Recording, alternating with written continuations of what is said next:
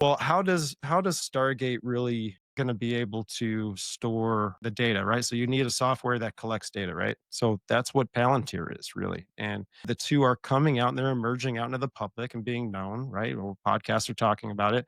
But Palantir is the software now that I feel is going to collect this data to be housed in Stargate, which to me is the cloud. And this is a cryptocurrency patent where you mine cryptocurrency based off of body activity data. So, kind of getting into this, talks about a sensor, talks about a user. We're the user. There's a sensor that is going to be involved in our being at some point, and it talks about that sensor monitors and picks up body activity data, and then it goes to the intermediary, which is going to be the AI platform that dictates, hey, did you do what you're supposed to do?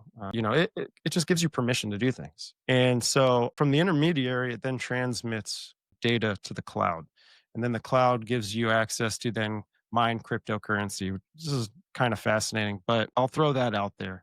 So I think Stargate actually is that cloud that is described on this patent. And this patent was done in 2019, a long time ago. And it's making sense now that we can see that we actually are developing a cloud system for all of this. Palantir being the software that's going to collect all this stuff, right? What's funny about Palantir is that there's an economical stance behind it that I think a lot of people are missing. I think that they need to do digging into Peter Thiel, who he is. He's kind of like this Bill Gates guy. He's got the founders fund. He goes around and he just invests in all these companies, makes a bunch of money, gets out, does the same thing, goes in all these other companies, but still holds shares in everything that he owns.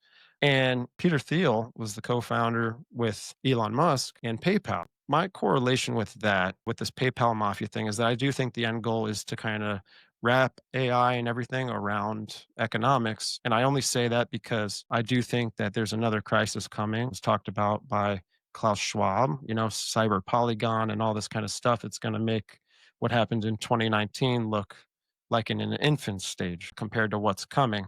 And it all really wraps around digital identity, making sure we know who you are, the agency behind, your individuality and all that kind of stuff.